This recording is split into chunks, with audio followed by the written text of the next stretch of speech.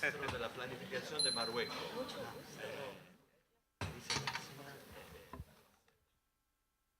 If we can kindly ask people to be seated, my still young little brother will get us started.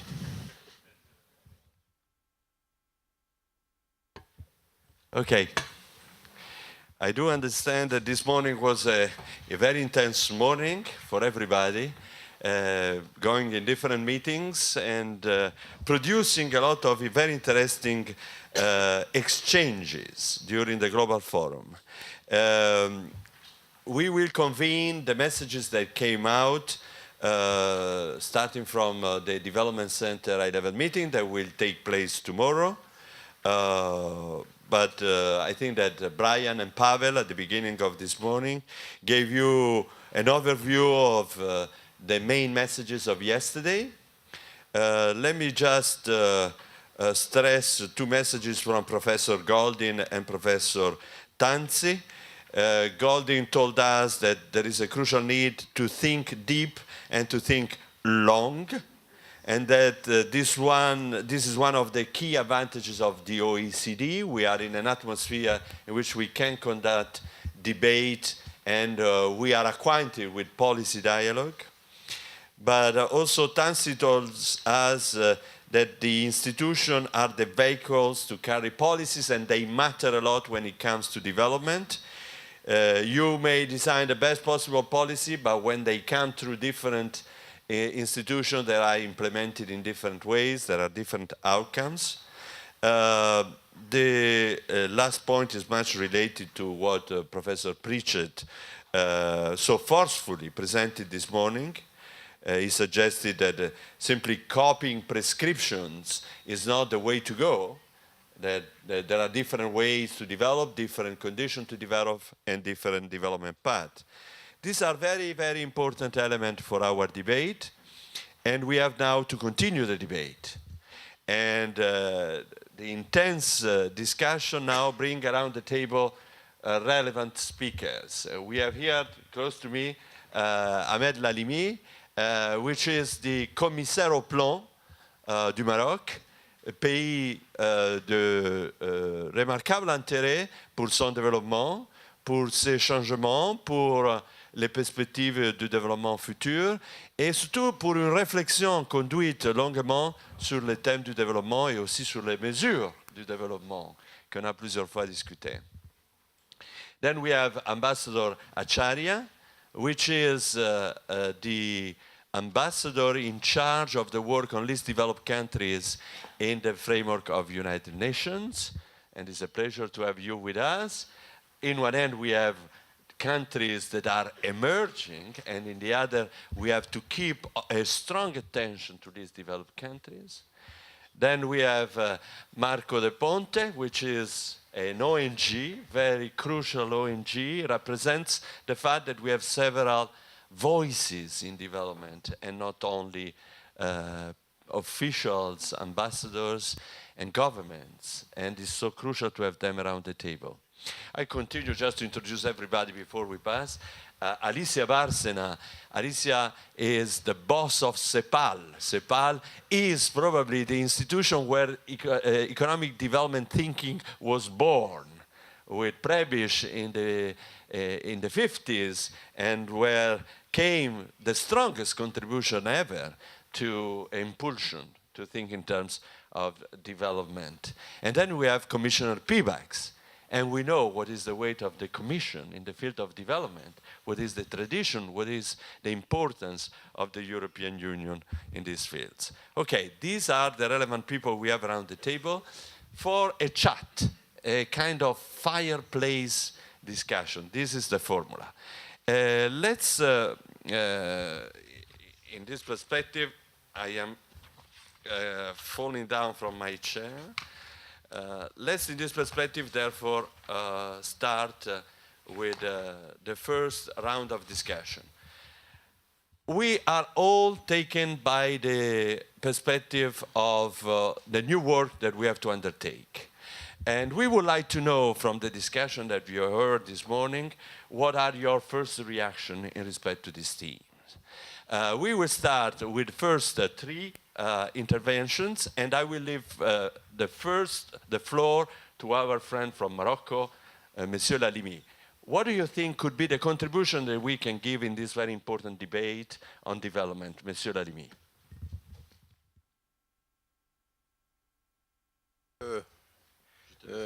D'abord, je voudrais remercier le Centre pour cette invitation, pour la qualité de tout ce que nous avons appris depuis 2 jours, sur la profondeur des réflexions et sur l'usage, j'espère, le bon usage que nous pouvons en faire, non pas pour copier, mais pour enrichir notre réflexion. Il est un fait qu'aujourd'hui, pour des pays comme le nôtre, comme le Maroc, des pays en développement, sont en train de terminer une décade à la suite d'une période très dure qui était celle de l'endettement et de l'ajustement structurel.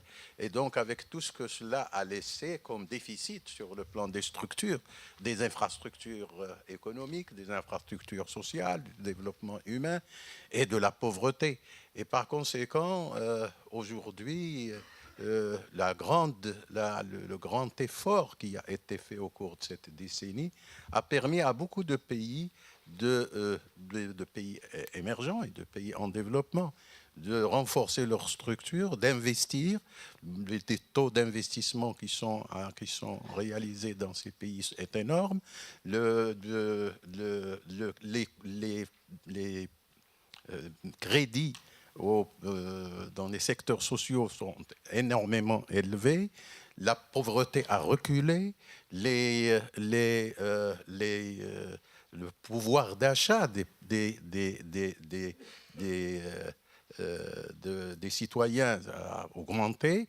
Je ne vais pas vous donner des chiffres, mais il s'agit là qu'on peut toujours trouver dans plusieurs autres. Mais nous avons là aussi une gestion budgétaire qui subit aujourd'hui des tensions.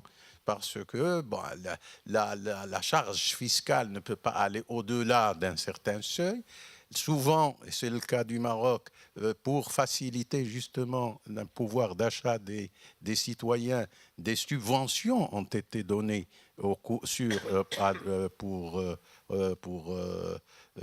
des subventions aux produits, au prix des produits alimentaires et aux carburants.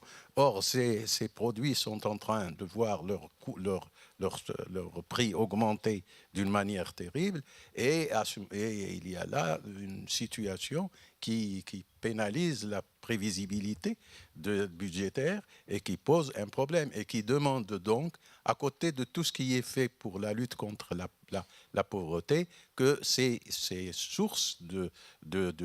ressources qui sont affectées à ces subventions puissent être ciblées pour plusieurs d'abord pour que le budget puisse avoir des moyens de continuer à entretenir la croissance par l'investissement et par la consommation.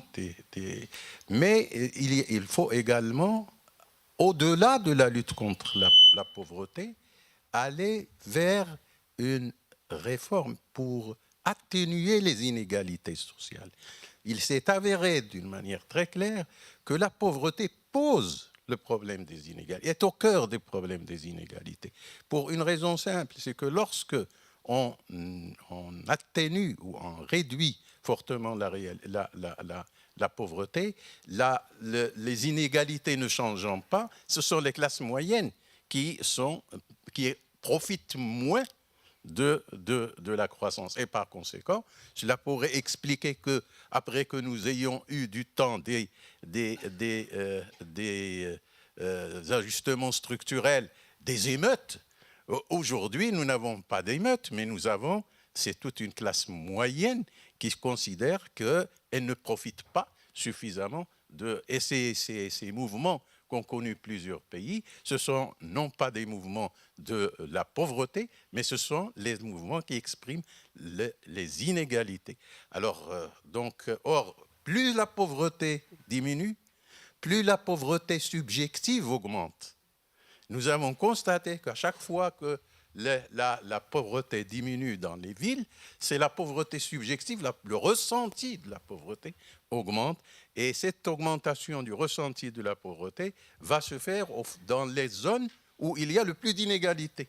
Quand on sera dans les villes traditionnelles où il y a une forte classe moyenne, vous avez les riches qui se considèrent comme moyens et les pauvres qui se considèrent comme moyens. Allez-y dans les villes, dans les nouvelles villes dynamiques et qui connaissent une très grande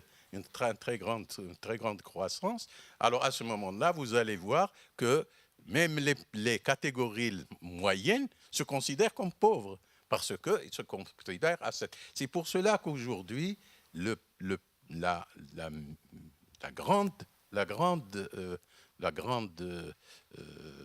grand challenge aujourd'hui, c'est de continuer à investir, donc de mobiliser les ressources qu'il faut pour continuer à investir, continuer à cibler les régions, les zones et les catégories sociales qui auraient besoin de pouvoir de jouer un plus grand rôle dans la cohésion sociale. Et c'est pour cela que cette cohésion, aujourd'hui, nous avons eu avec le centre d'investissement, le centre de développement, une réunion d'experts sur la cohésion sociale à Rabat, et nous allons avoir en avril une autre réunion beaucoup plus large, africaine, sur la mesure du bien-être, tant il est vrai que le bien-être est au cœur. Quelle est cette cohésion sociale? C'est celle où tout citoyen a une société qui assure le bien-être à tous les citoyens. Et cela, à notre sens, est quelque chose d'essentiel pour que le développement, qui est un processus qui est lent, qui s'inscrit dans la durée, puisse être approprié par la collectivité nationale en vue de supporter certains efforts qu'il faut faire dans l'immédiat pour pouvoir en récolter l'avenir. Et pour cela, il faut assurer que la cohésion sociale soit un objectif essentiel, le bien-être des citoyens un objectif essentiel, et la mobilité sociale est une chose essentielle parce qu'un citoyen veut bien vivre, veut avoir le bien-être, mais il veut aussi être sûr que ses enfants vont avoir une vie égale, au moins, ou meilleure que la sienne. Thank you very much. You already are putting on the table additional issues, and I think that they come from Morocco, which is, in this respect, very much representative of a broader situation of country that we, with an awful term we call middle-income country, countries that are in reality confronted with what is called the middle-income trap. And the point you are making is very interesting. To fight extreme poverty, how much subsidies are helpful, how much we can escape from the use of subsidies that obviously intervene on prices, and sometimes they may appear as more costly than other measures. But even once you have left extreme poverty, here appear new social figures that have expectation. And the traditional measures to fight poverty are not an answer to the expectation of this figure. Moreover, these figures perceive themselves as being fragile or as being vulnerable, and they could fall back in extreme poverty. In a certain sense, appear here the need of a social protection system. How much countries are equipped once they have left the extreme position of least developed countries, how much they are equipped to have social protection system. We will see that these are issues that have been also addressed in some Latin American country. If I am not wrong, by CEPAL, it's a major point. Fighting poverty is not the all matters, particularly when the so-called middle classes are now increasing and when they are obviously in middle-income country. But let's go back at the first part. fighting extreme poverty in least developed countries. Subsidies may be not the best solution. What else? Ambassador Acharya. First of all, I would like to thank OECD for organizing this event and inviting me to this very important debate here. I think you have rightly said that when you look at the globalized and very interconnected world, and when we are talking about development debate, I think we should be focusing a lot of efforts on how we take care of 1.4 billion poor people. The challenges they face, the opportunity they have, is extremely different than what we face in other countries. Now, when we look at the large number of poor and also the extreme poor, they are more than 2/3 in the LDCs. Of course, when you look at the total number, it may be more in other countries, but the incidence of poverty and the capacity of the state to deal with them is much more severe in countries like the LDCs. That's why we are 33 countries in Africa, 14 in Asia, and 1 in Western Hemisphere that considers LDCs. Almost 900 million people are there. Now, what challenges we face is that we have a combination of challenges that is very difficult to really break on our own. The vicious circle of poverty that we are in, low level of economic development, the structural constraints, the low income, low saving, low investment, and the low human and social indicators, and then the extreme vulnerability to both indigenous and exogenous shocks. I think that is something which is particular to the LDCs. That's why when we talk about the development debate, especially after 2015 and all that, I think how we can really bring them into the mainstream of development is something that we should be focusing a lot on. This is not desirable to have a large number of people marginalized in today's globalized world. And it is not only a problem for the LDCs. I think it should be looked at as a global challenge, as a global problem. Again, because if you look at the conflicts that are happening around the world, it is mostly in these countries. If you look at the challenges of diseases, challenges of poverty, it is mostly in these countries. So we must make sure that they are on board and their issues are taken into account. Now, we have had a conference, the Istanbul Program of Action. It has come out, and we have tried to deal with the development challenges in a more holistic manner. What we are really looking at is that, of course, the Millennium Development Goal has been really pushed very hard in all our countries. Our reports show that we have a mixed result. Especially hunger and poverty is very difficult to deal with, although we have made some progress on education, especially in primary education, and in some countries in the health-related issues, but it's a very big challenge, whether it is a maternal mortality, whether it's a child mortality, and whether it is related to hunger and poverty. Now, this, therefore, should be the continuous efforts must be made by the international community together with, of course, the enhancement of national capacity. But second important thing that we think is that even if we have many of the MDGs attained in the LDCs, we still will have to deal with the many of the challenges related to the MDG as well because of a low base. For example, you see even the half of the poverty or the 2/3 of the poverty is taken care of. Then again, we'll have to deal with the rest of that, and which is still very high in the LDC. That's why more support, more efforts on the part of meeting MDGs is one thing. But the most important thing we believe is that even if we achieve MDGs, what do we really deal with the economic growth and economic activities is really critical for us.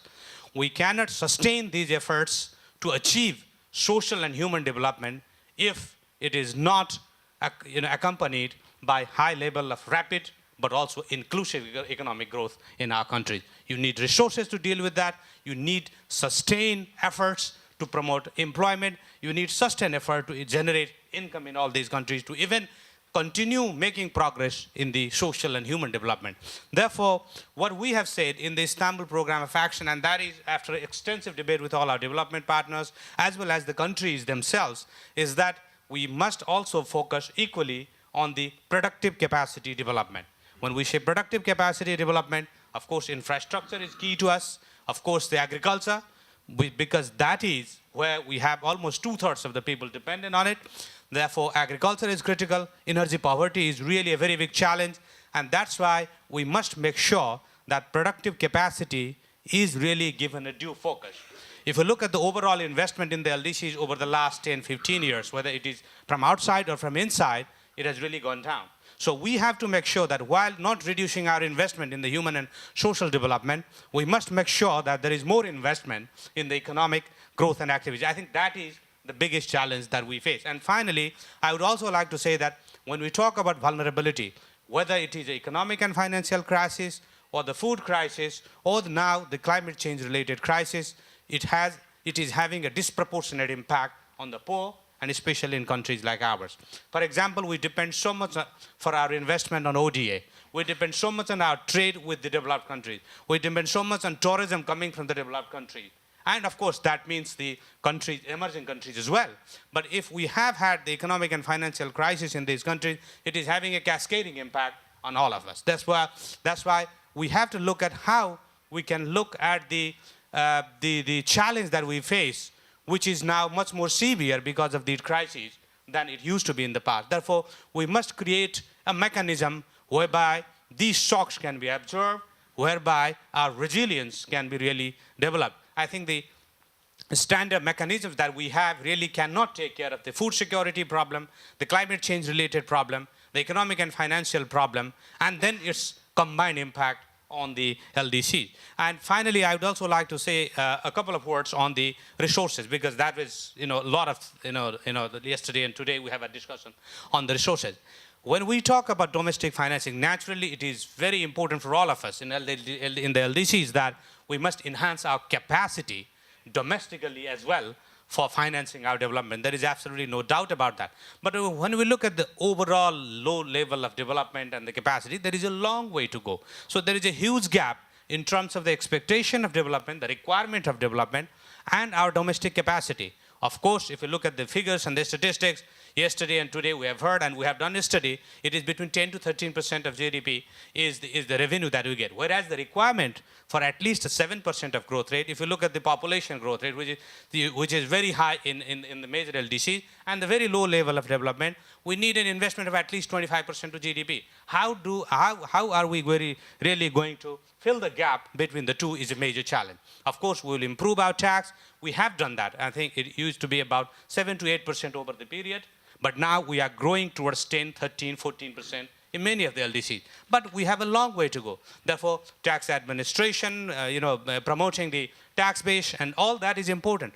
But how do we really do that unless we have the enhancement of our economic activities through a very targeted but a comprehensive support for our productive capacity building? That's what we are talking about. Therefore, when we talk about ODA, we would like to move them more now towards the productive capacity sector. When we ask for the trade support from the international community, we would like to make sure that it leads towards the productive capacity building, which means market access has to be there, but also support for the infrastructure and the productive capacity. And finally, the FDI, as well as FDI is not going to the many of the LDCs. It is going, if it is going to the LDCs, it is basically going to the extractive industry. We have to make sure that it is very, it goes to the right place with the right, the framework. Thank you very much. Thank you very much. And we are looking at an additional piece in the panorama, because it's very interesting. In one hand, we had Minister Lahlimi that is telling us, okay, here in the public sector of middle-income countries, we are confronted with an issue of policy making, how we can build additional policies. Maybe the emphasis is not only on resources. The emphasis is not only on resources, also because in certain countries there has been the capacity to mobilize internal resources via taxes, and in fact the fiscal revenue out of GDP varies largely among countries. Here the emphasis is what to do, which type of measure, how to combine them in a coherent way, how education, health, childcare should be taken into account, and so. In other type of country, despite the same need, there is also a strong need about resources. And a certain emphasis now on sustainable model of growth or development. In other terms, not just an emphasis on social matters, but how to create in permanence the condition for growth to take place? A very crucial question, because let's say that after last 10 years, we don't know what are the sources of growth. We have some hypotheses, we don't have consistent model, and those that we had didn't work.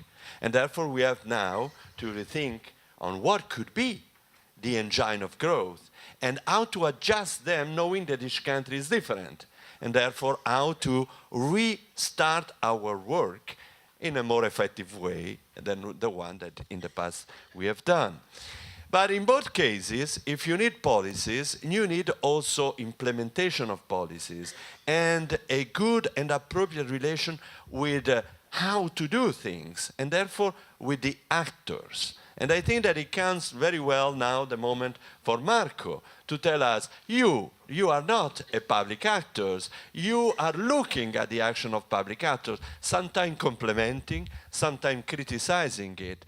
What is your reaction in respect of these different needs? You that you come from ActionAid, and therefore you have been working with both least and middle income countries. What is the situation for what concern the how to do and the actors? Okay, thank you, Mario. I think I'm going to qualify my intervention a little bit because, the discussion has been so broad that you could, start from everywhere and end up everywhere as well. But I think for the past, day and a half, we have been focusing very much on the role of the state as a mediator, if you want, in terms of how resources are collected for development and how they are then spent appropriately or less appropriately. My intervention cannot but be one that will look at things from the perspective of a social justice organization, and I want to qualify that as well. Because development organizations have been for many years even complementing state by delivering services where weak states couldn't do that.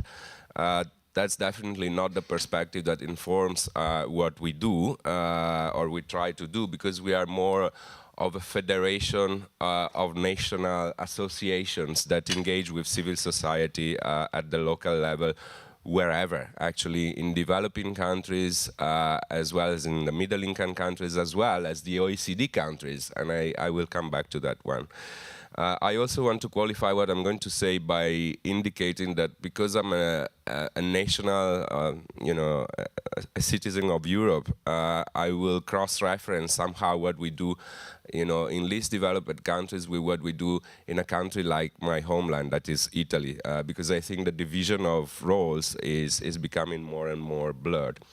So in terms of what a social justice organization think is essential, I want to try, maybe an obvious answer in this mediatory role of the state by indicating that for us,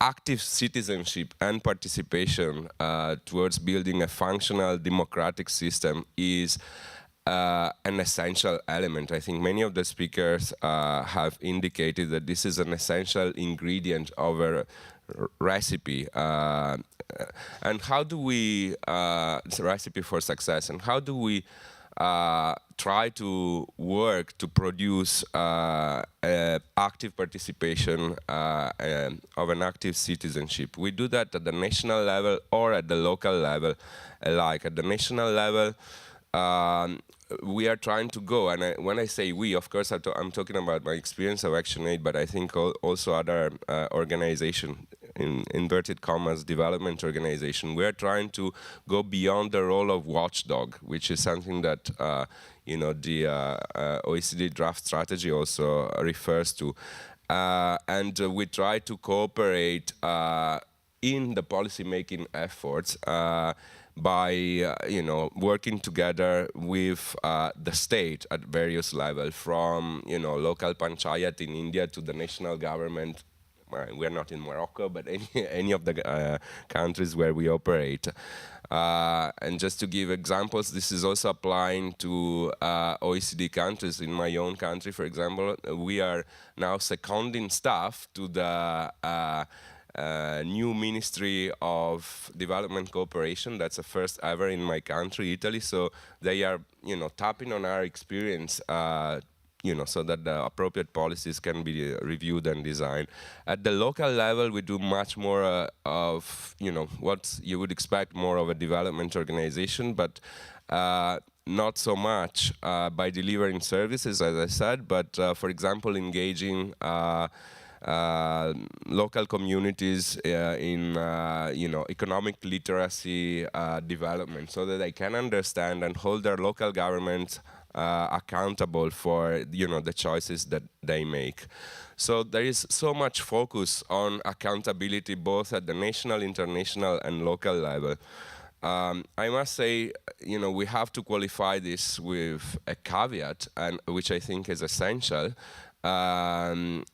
Social justice organizations, just to use a broad terminology, are also very much aware that there is a lot of pressure on them by the donor community and by their individual supporters, for those that have those type of support, in terms of their own transparency and accountability. So I think it is very important to state that because in Busan it was multi-stakeholder discussion and document that was produced, there is a clear reference to these so-called Istanbul principles, and we are very much aware that much as we criticize, suggest what government should be doing, we are very much also aware of the fact that a fully functioning system based on accountability requires also private actors, if you want, to submit themselves to same type of scrutiny.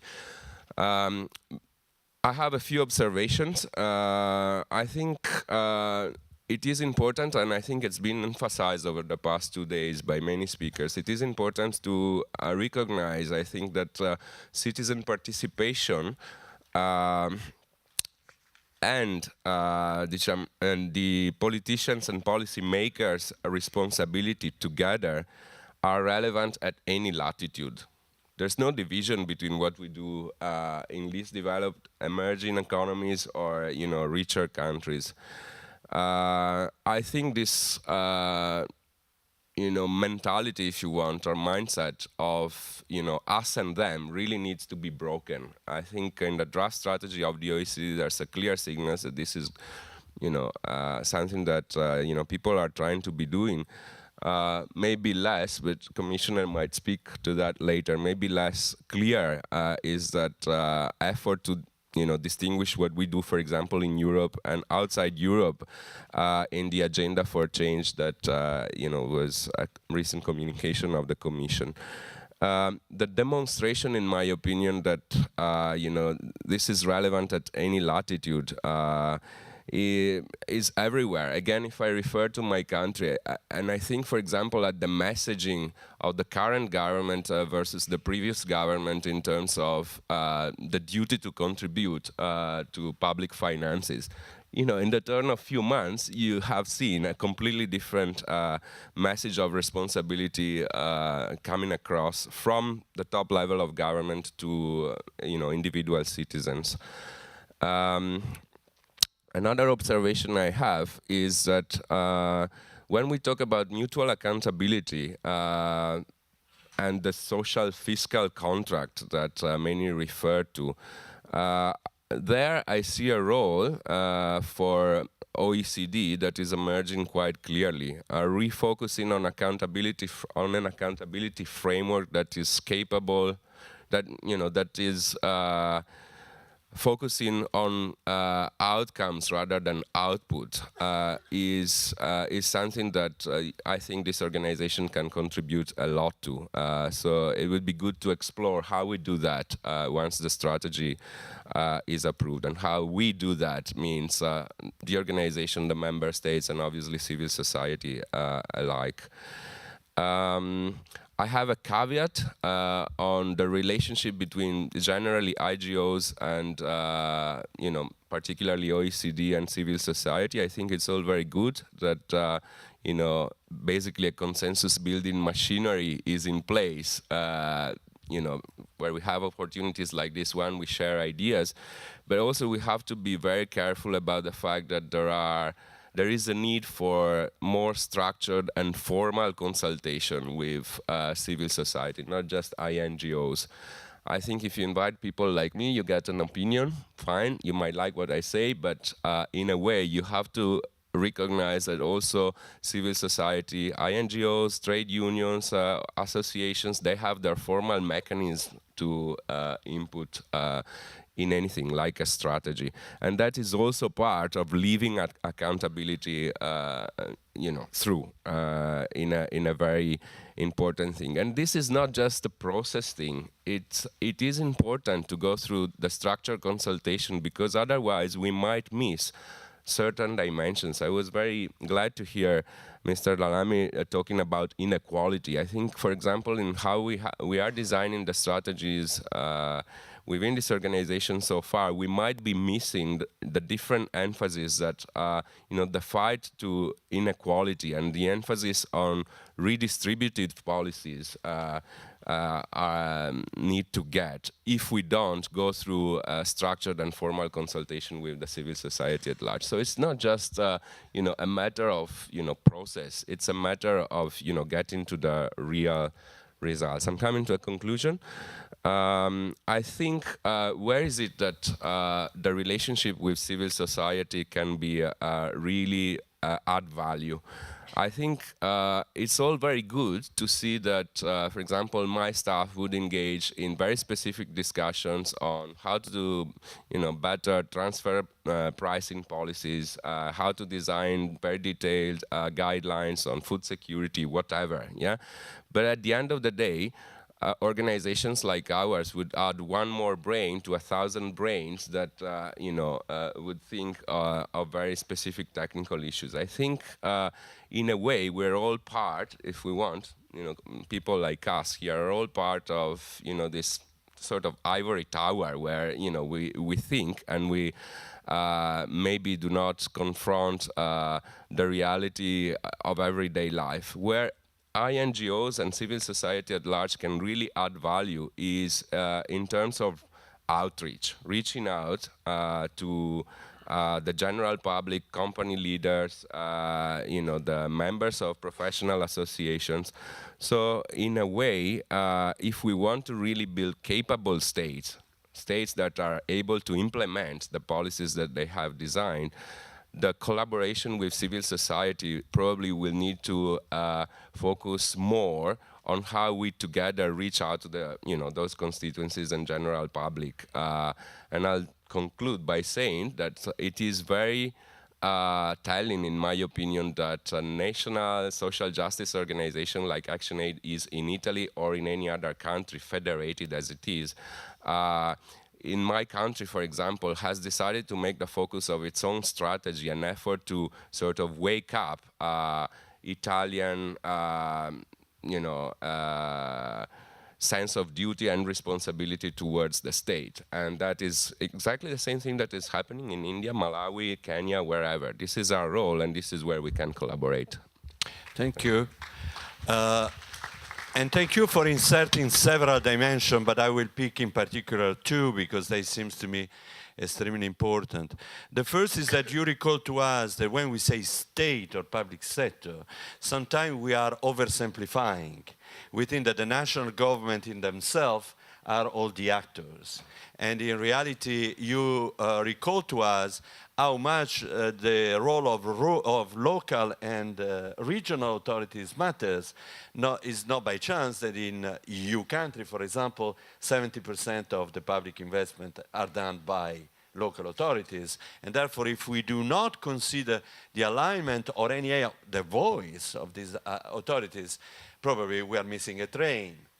On the other hand, the other very interesting point you are making, but I would like to reassure you, is that the voices outside the government are many. We are actually consulting with TUAC, which is the structure representing the unions, for our strategy, with BIAC, which is the structure representing the firms.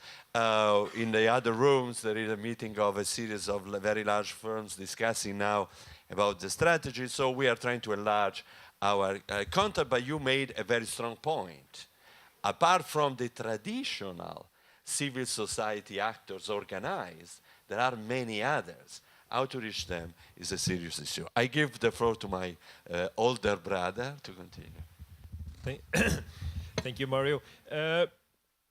Andris, you came to your portfolio, I assume, given your background, to re-energize the European Commission's work on development cooperation. Of course, the EU is by far, and its member countries, is by far the largest provider of development assistance. And of course, the EU is also a major player in the development of global policies. And I think, as we have discussed during these couple of days, the marriage of financing and policies are important. You've not heard perspectives from a middle-income neighborhood, from LDCs, from civil society. Could you help us reflect on how is the EU trying to reflect the different needs of the different groups of countries, and particularly with the sort of broad headlines of this conference, which is how do we strengthen institutions to mobilize domestic and other resources and use them well. And maybe as you do that, you could also sort of turn a little bit towards the end, towards how can you, from the perspective of one international organization, enrich the discussion in OECD about our future work on development? Well, thank you, and it's a really honor to be here, and congratulations with 50 years for Development Center, so your younger brother. Well, I think you asked quite a lot of questions, and it's true that there is some change, I think, in the air what concerns fight against poverty, because at the end of the day, it's a poverty. And I believe it's like a sense of urgency that is in there. I think one of our previous speakers, Minister of Morocco, mentioned that if you achieve some economic breakthroughs, other people start feeling that they are very poor, and the ones that are poor are also it. Because there is a Russian writer, Zoschenko, and he wrote about Russia in the early 20s. And there is a story that they lived very happily until there was electricity brought to their flat. And then they discovered how poor they are. And then somebody stole the bulb, and they have been again happy. So the point is that this bulb is permanent because exchange of information is much more stronger. So we have a pressure from one side, from developing countries people, to demand stronger, more efficient measures and more sustainability in fighting poverty. And the other side, if I would say that what is expectation from Europeans is some tangible, sustainable results in fighting poverty. It's not sufficient nowadays when I say, well, we have managed to decrease, mortality from HIV, AIDS, tuberculosis, malaria. So it's fantastic achievements, but say it's not sufficient. We got better access to education. It's again not sufficient. What they would like to really to hear that there is countries that came from extreme poverty, like some LDCs, and they are now in the situation really to design and run their own poverty eradication programs. I think that is where focus is. And I think the focus nowadays is very much on national states. Perhaps it's a bit regretful that in this regional organizational efforts, we have not achieved the necessary breakthrough. And for me, the huge deception is Doha negotiation, Doha trade round negotiations, because it definitely would have changed a lot in the world if it would be successful. And I still hope that we would manage it. But if it is not the case, so it's very much focused on national states. And if we look at national states, when we work with them, we have some structural weakness. And one of the main weaknesses is the sustainability of efforts to fight the poverty. Because if you redistribute 9 or 10% of national wealth, you can't run sustainable programs. So in a way, you are locked in the current patterns. And we, as also provider of the aid, we also are locked in the same pattern. So if you go to the country, X, what they would expect means that I will rebuild the same roads that we have built, 10 years ago or 7 years ago, and again after 7 we are back there. That we will provide the program support for health, education, but number of population has grown, and we are like running behind the clock. So for this, the agenda for change try to really to look on the, well, some groundbreaking attitudes. And that means that first of all, focus on some issues which are very close and main crucial for governments' development plans.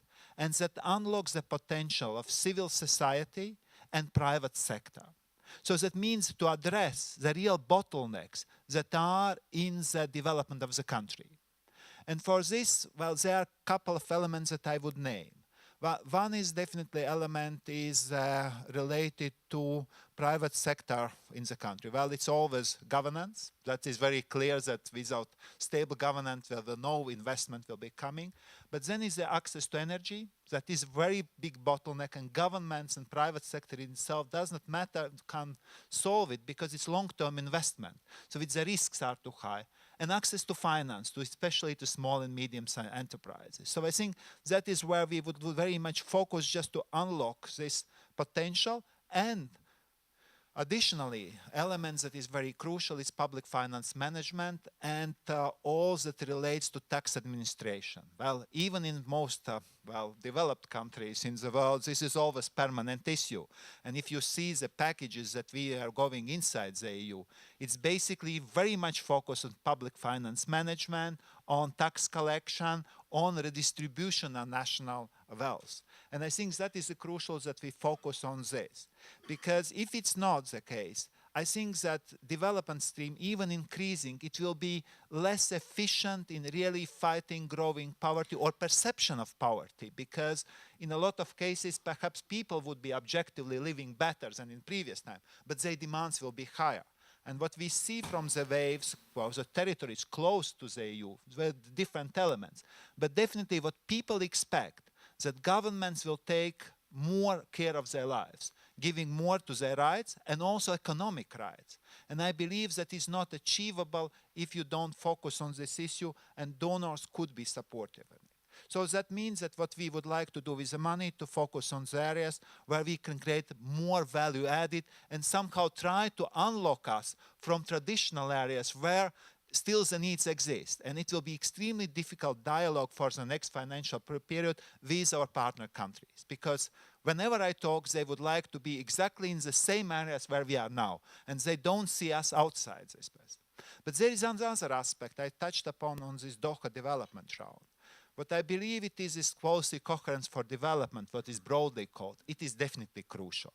So what we put now, and I think it's very crucial legislation for transparency on extractive industries, also forestry industries, to the Council and Parliament Commission. So it's called country by country reporting, project by project reporting.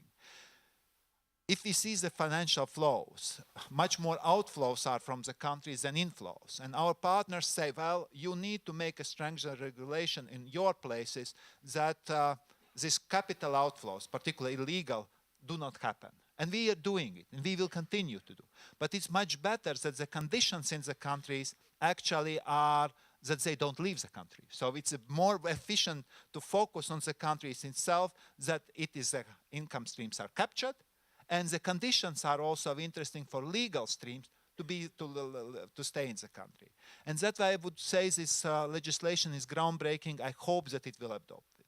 Then there is also elements that we have changed now in fisheries policies, in common agricultural policy. But saying said this, the weakness of this, Europe is big in ODA, but smaller part of global development. And that's what is crucial, that we get sufficient support from other parts of the world.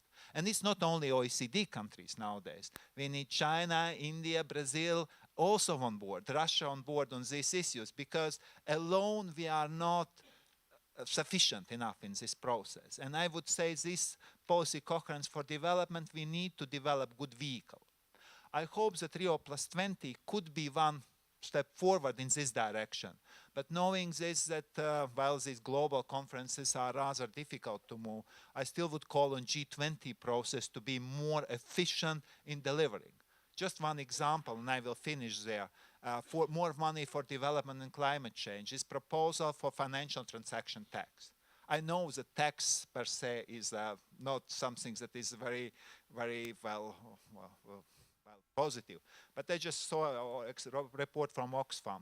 Even in EU-wide tax would collect 210 billion euro. So it's enormous amounts of money that could be put on missing infrastructure in developing countries, because some of them will manage it. But if I would take a country that are particularly landlocked countries, they are relatively small, and level of investment infrastructure being so low that we will never get sufficient investment if there are no global vehicles to support it, because their debtness level is high, so they can't take any more debt, and so they are locked in permanent cycle of poverty and political instability. So I think we should break and support national states in their development programs to break this cycle of poverty, and that exactly the new strategy is about.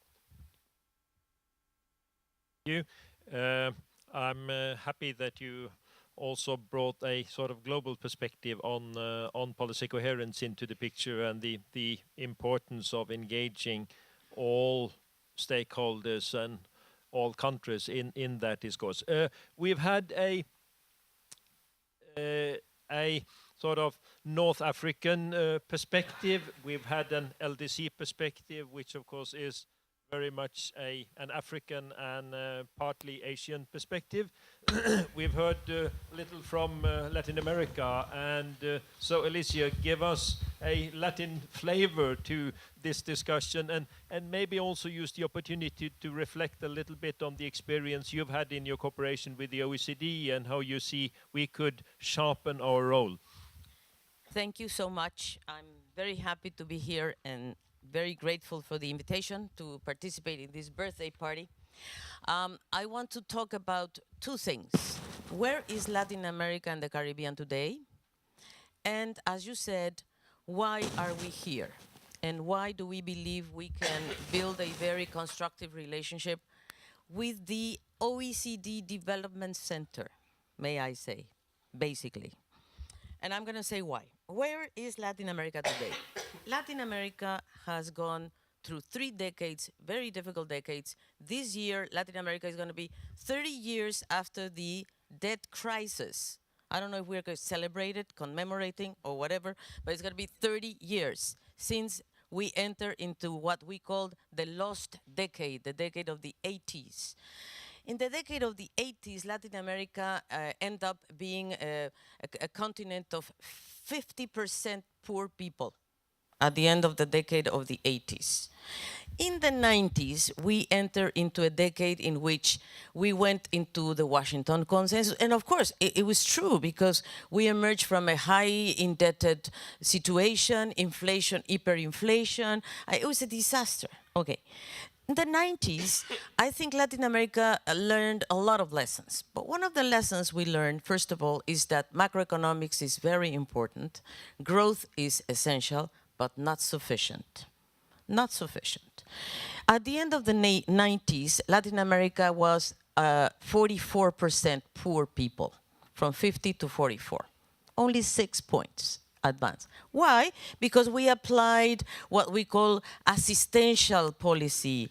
We implemented assistential practices in a way to go for the poorest of the poor with assistential policies, with transfer of money, which is wrong in a way, but we had to do it. But we only succeeded in 44%.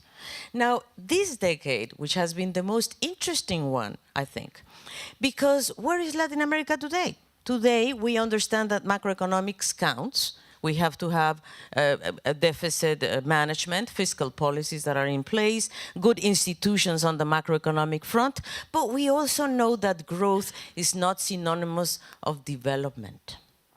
So this is something that is crucial. We also know that no size fits all. And that means when we talk about Latin America and the Caribbean and bring the Latin flavor, we have to bring at least 3 flavors, because at least we have 3 realities. South America is totally different from Central America and Mexico and the Caribbean. So what are we talking about? Again, even within our country, we have so much heterogeneity that we have to be careful in prescriptive ideas. But anyway, but the thing is that how do we end up this decade? 2011, last year. But you know, very good news, because we went down from 44% poor people to 31% poor people. That was progress, very important progress. What did we do? Well, actually, I think Latin America learned the lesson that besides macroeconomic policies, we also need social policies that are, for example, focusing more on equality. You see, equality has to be at the center of the policy agenda. And we learned two lessons. One is that equality, what is the key for between equality and growth? Employment. Employment with rights. Punto. We have to talk about employment. We have to talk about productivity. And in Latin America, we have a lot to do on productivity. Because employment, I mean, what does people want? Income, come on. And good income and well-being, but well-being, we don't want the state to give us the well-being. We don't want anybody to give us our well-being. We want to get it. We want to earn it. And this is what people want. They want jobs. And they want productivity. Now, lesson one. Lesson two is that investment in Latin America, which is the bridge between the short and the long term, is a problem. Because in our cycle, no, when we grow, we go down and up and down, okay?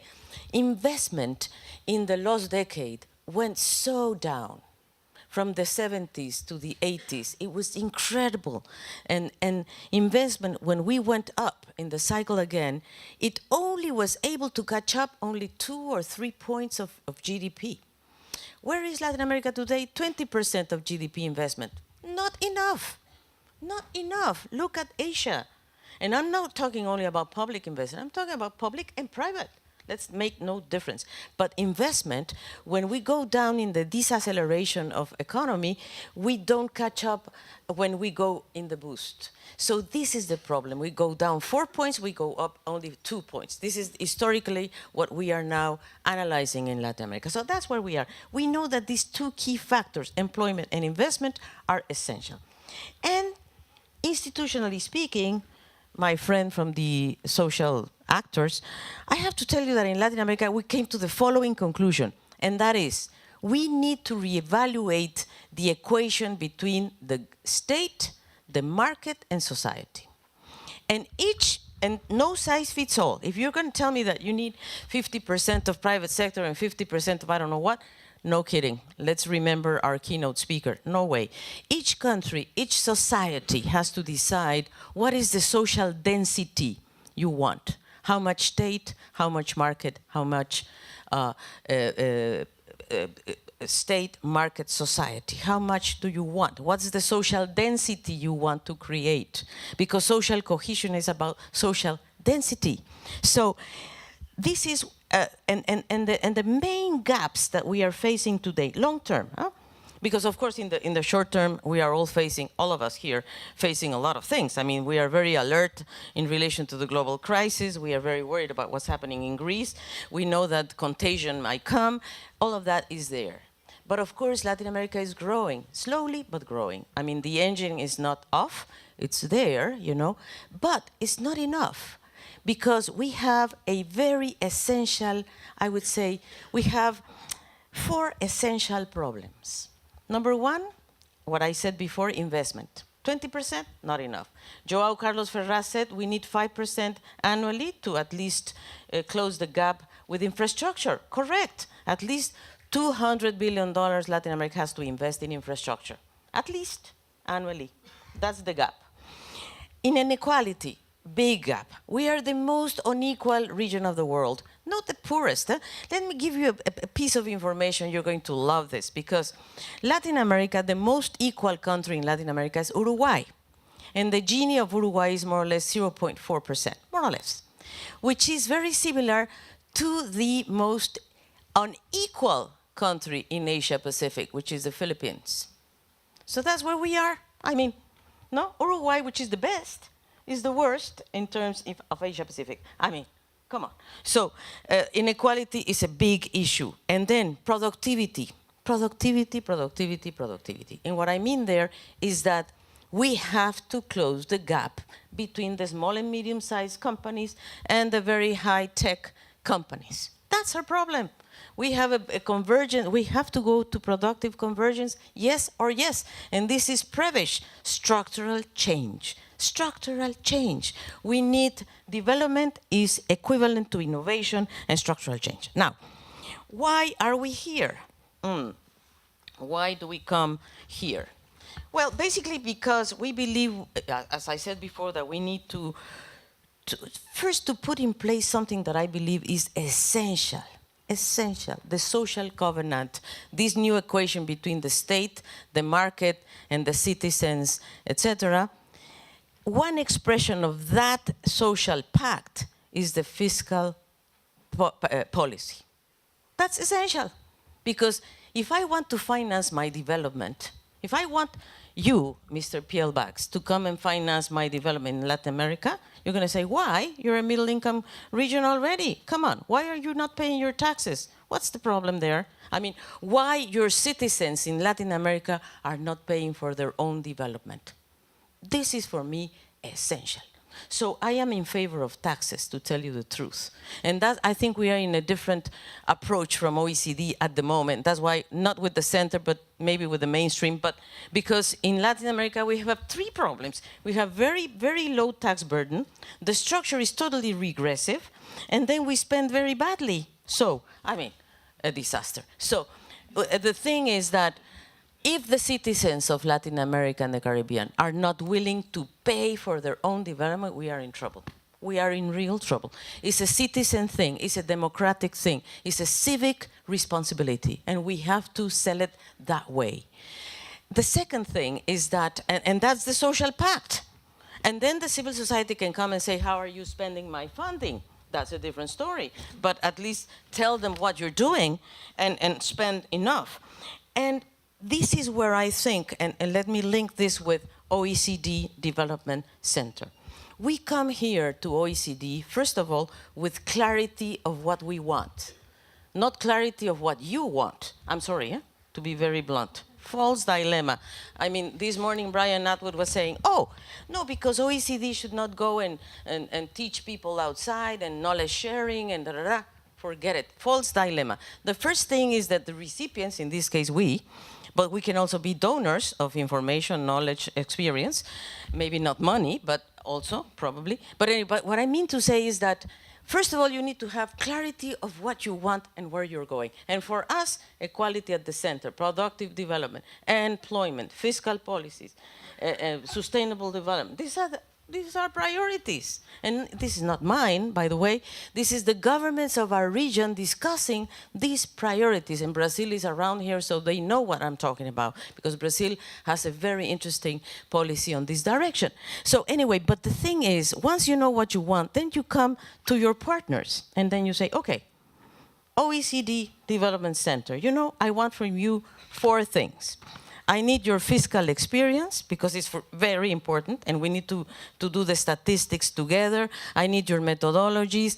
I need the way you are measuring these things. I need to show my countries what the 34 OECD countries are doing on taxes, why our taxes are regressive and yours are progressive, why your Gini is better after taxes are paid and ours is worse. I mean, these type of things. Data. So good data, knowledge sharing.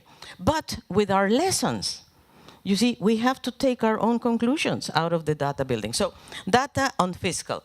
The second thing I think we really need from you is the policy framework for investment. We understand that investment, we are in very bad shape on investment in Latin America. So we need to understand the policy framework of OECD countries to understand you have done a better job. Asia has done a very good job. So let's understand what was there in the policy investment framework. The third element we are looking for in the case of you is, how are you doing with illicit financial funds? Because, you know, problem number 1 in Central America and Mexico, by the way, and Colombia, is illicit funds. It's illegal, it's crime, it's drug trafficking, and we don't know what to do with that. We don't know even how to measure that. We don't even know how to help the countries to do something. So we come here to learn what you have done on these issues. And finally, I guess one of the issues we are facing very crucially, especially in South America, is extractive resources industry, reprimarization. Because of course, I mean, China probably is here, but China is demanding a lot of copper, and we produce 47% of the copper of the world, 48% of the soybeans of the world. So, I mean, we have some actives, assets that are interesting for other partners. Fine with that. But what are we doing with the governance of natural resources? Are we doing the proper thing, or are we in the Dutch disease dilemma? Are we going to be able to reinvest part of those revenues in other sectors of the economy? So this is where we are. This is where we are, my friend Lomøy. And the reason why we believe that OECD Development Center is a best partner for us is because we want together to work with the countries of our region, and your region, by the way, and Morocco and other regions, to see if we can engage in a policy dialogue. For example, the best example in my region on fiscal policy is Uruguay. The worst, I won't say, because I might be killed at the outside door, but it's even very close to me, so I can't say that. But anyway, but the thing is that even there, we need to learn what other regions are doing. What are you doing on fiscal? What works? What doesn't work? But not your recipes. No. Not the prescription. What we need is to bring the person, you know, like our friend that brought the school. It's not the logistics that we need.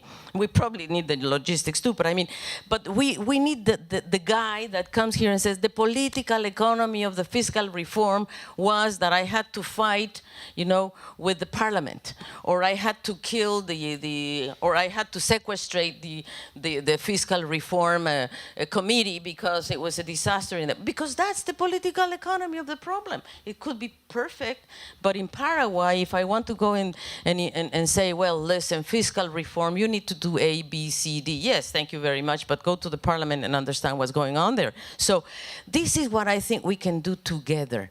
And OECD brings legitimacy from a certain perspective, and we bring legitimacy from another perspective. So we bring our two legitimacies to the table, and we also bring another thing. We're not a bank. We don't lend money.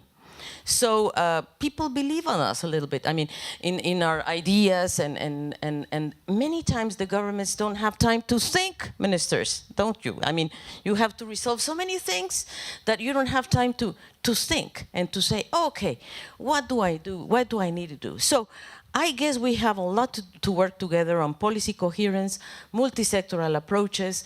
I like your peer reviews. It's difficult in our region because who peer reviews who, but we need to understand how you do it, how you went for it, and of course, but it's a modality. So we like the things you're doing, the modalities. We put them on question. We don't take them just like that. But we believe that there's a lot of things we can learn from each other.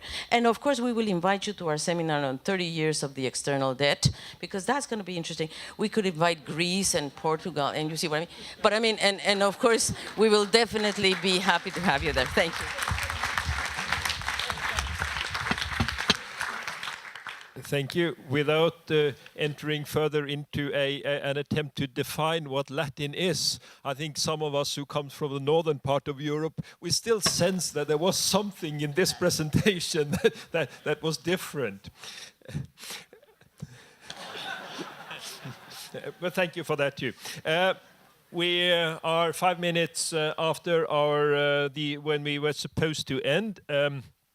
We've had two very interesting days. I will certainly not make an attempt to summarize the richness neither of this discussion here nor the entire discussion we've had. But let me note 7 messages and 1 vote of thanks, I think, from my side. And the messages first. I think my younger brother mentioned one important message initially: think long and deep. I think that's one important message. But there was an important addition to it, and that refers to the writing on the wall here. We don't think long and deep in order to become wiser. We think long and deep in order to use that wisdom to develop better policies. So that's sort of the combination of that, of thinking long and deep, so that when the crisis hit, we actually have some wisdom to throw at the crisis, and can provide some quick advice to also on the basis of that. So think long and deep, but make it applicable. A second major message has been about data and the importance of providing relevant and comparable data, and also sometimes venturing into providing data on challenging and controversial topics, and on a variety of topics. But again, providing data as a basis for analysis, as a basis for comparison, as a basis for better policies. And I think a third message is about bringing stakeholders together. And I think both in the broader sense of the different stakeholders in society, regardless of the model or the percentages of mixture that each country goes for among those stakeholders. But also, I think an important message about bringing practitioners together. And allowing practitioners to share experience, share lessons on what works and what doesn't work, not to prescribe, but to share experiences and to create possibilities for learning. And I think the fourth message is about, in this context of sharing experience, share experience not only with successes, but also with failures, because sometimes we learn as much from our failures as we do from our successes. And if we can help a country avoid some failures, then that may be worth an extra seminar. And I think a fifth message is about, maybe we could phrase it, you touched upon it also, Alicia.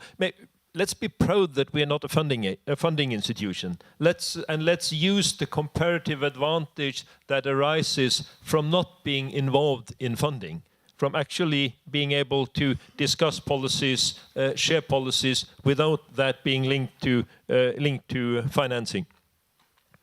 And I think the sixth message is about the importance of policies at all levels, at local level, at national level, but also at global level, and the importance of policy coherence, as Andris pointed to, and of course, from our perspective as OECD, to dare to provide challenging facts and challenging analysis about the costs of policy incoherence, both in our country, but also then to, in our discussion about policy coherence and global policies, to reflect that the world is changing and that the EU and the OECD are not any longer in any way the only sources of global policies, and that bringing new stakeholders on board in a discussion about global policy and the coherence of global policy is important.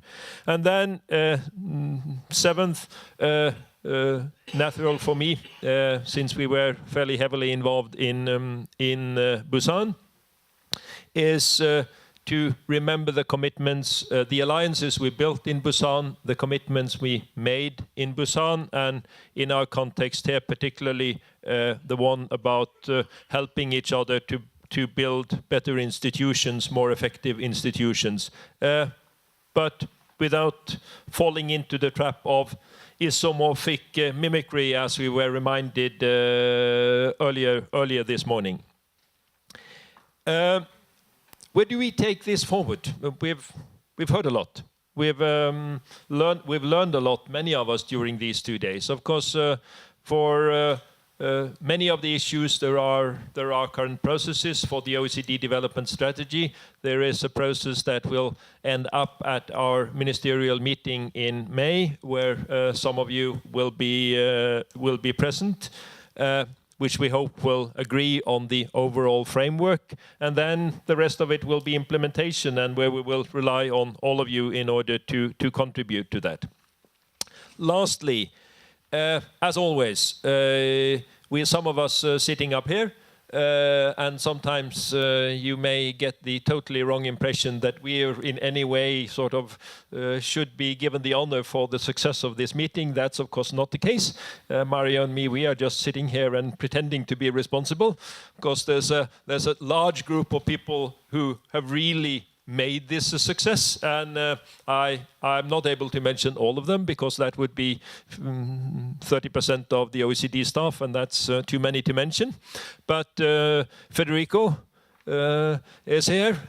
He has been a key player. Felix, are you here? Felix is not here. He is busy with his next assignment. Sarah is here. I can see her. Edwin, are you here? You're not, but still you thank. Cindy, Nomi, Sadia, from Dev, from DCD, and from Gov. And then, of course, behind there are the translators who've enabled those of us who are not yet fluent in French to follow discussions. Thanks to them too. And then, thanks to you. And thanks to you for being so patient. And little brother, the last word. No. Bye. Thank you.